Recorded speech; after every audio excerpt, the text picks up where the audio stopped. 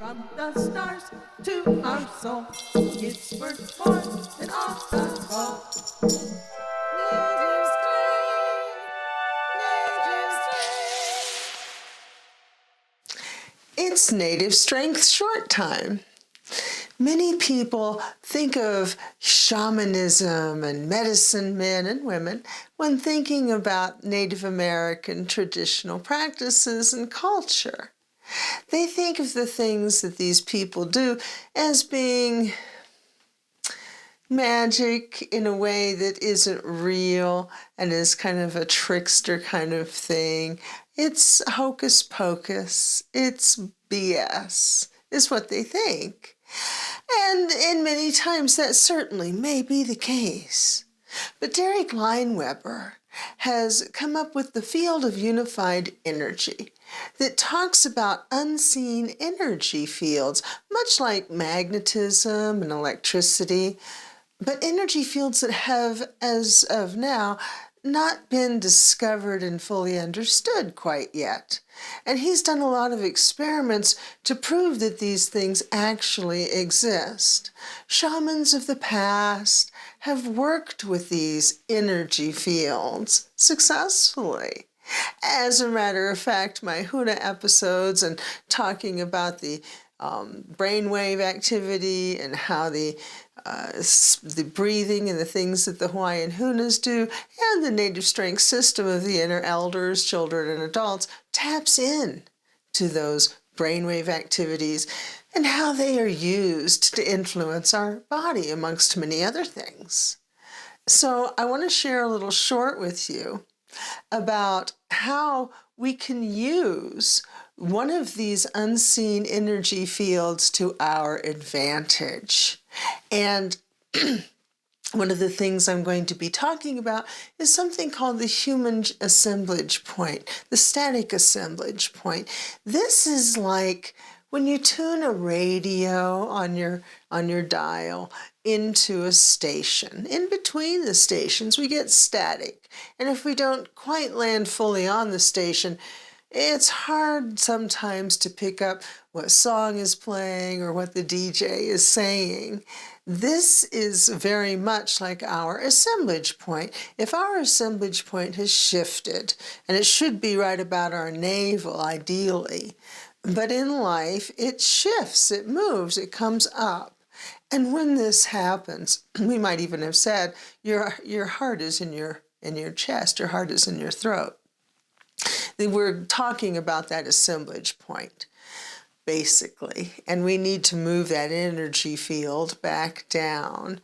And when we have it in a different place other than the navel, it's like having our radio station tuned into a channel where we're not getting anything but static.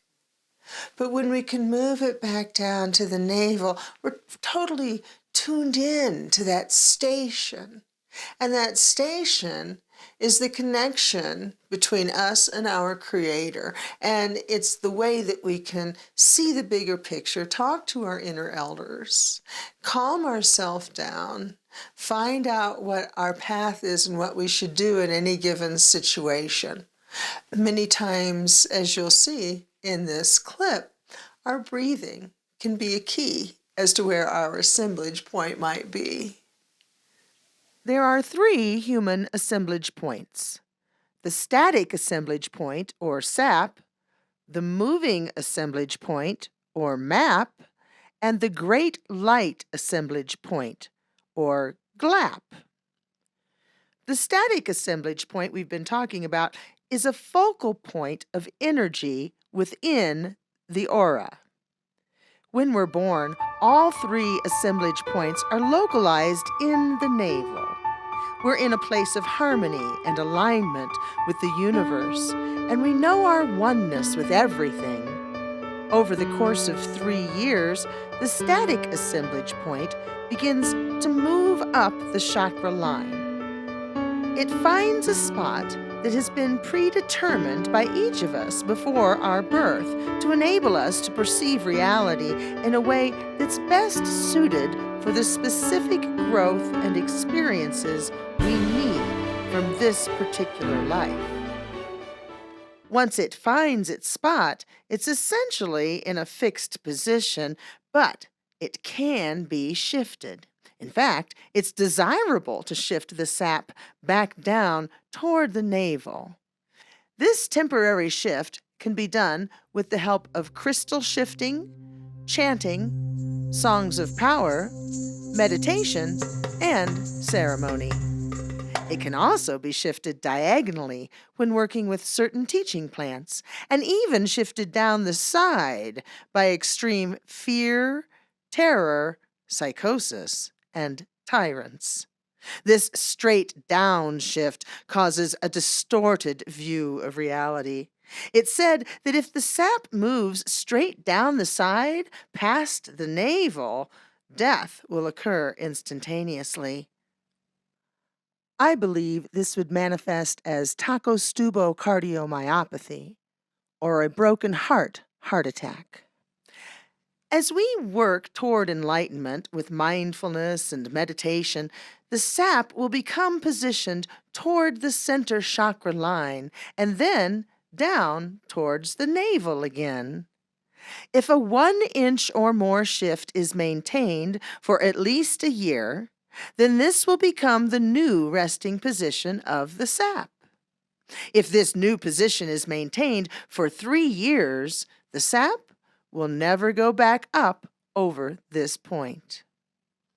The moving assemblage point, or map, leaves the navel and begins to circulate through the meridians of the body after we're born. It's like the qi, or energy, of Asian medicine, which flows through the meridians in repeating cycles. It's responsible for creating our daily, monthly, and yearly energy cycles. The Great Light Assemblage Point, or GLAP, remains in the navel throughout our lifetime. It's the point from which we reach out to perceive reality, the universal truths of existence.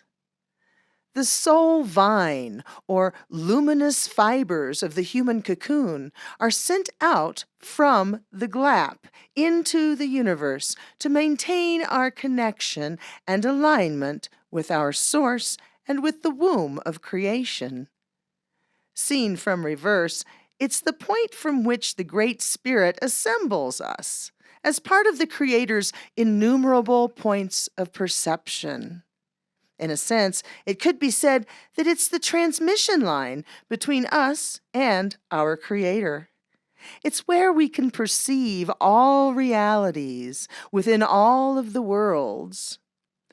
When we become fully enlightened, the static assemblage point is positioned in the 3rd chakra along with the Great Light assemblage point. Now, our perception of reality and the Great Spirit's perception of reality are one. We can see through the eyes of the Creator to understand all perceptions across time and space. The shadowy bodies of the kahunas are in a similar type of such field. The Hawaiians say they are made up of aka, a sticky, stretchy substance. When we touch something, we leave behind a thin, shadowy thread of aka. The more we touch that object, the more aka there is attaching us to it. So our keys, for example, have an aka cord that has become relatively thick over a period of time. Biologist Rupert Sheldrake has a theory he calls morphogenetic resonance. There are many components to this theory.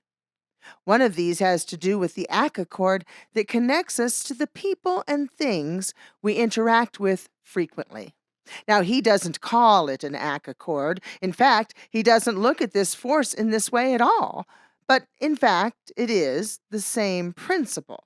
So our assemblage point is like a radio dial that we can tune in to hear our inner elders and their connection to the Great Spirit.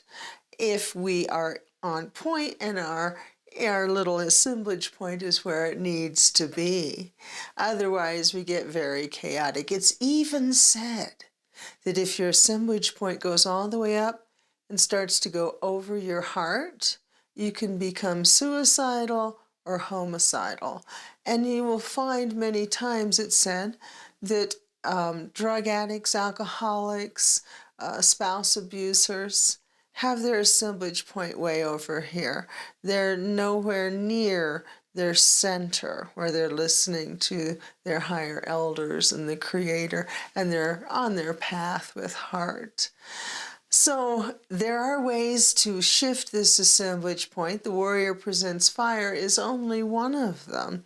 There are several other ways we can shift our own assemblage point, and it is possible to have someone shift your assemblage point for you. I had that done for me. I was in a healing ceremony with one of my favorite medicine men when I first met him. And he came up and shifted my assemblage point with a crystal. And I went, whoa! What just happened? And he said, how do you feel? And I said, I feel like I can breathe better. I feel like a weight has been lifted. I feel centered. He said, exactly. And that's what shifting your assemblage point back down to your navel can do. Unfortunately, that medicine man has passed, and he is sorely missed. And that was one of my inspirations for starting this whole native strength books and television series and so forth. Anyway, I hope this video helps you. Thank you very much for watching. From the stars to our soul, it's worth more than all the gold.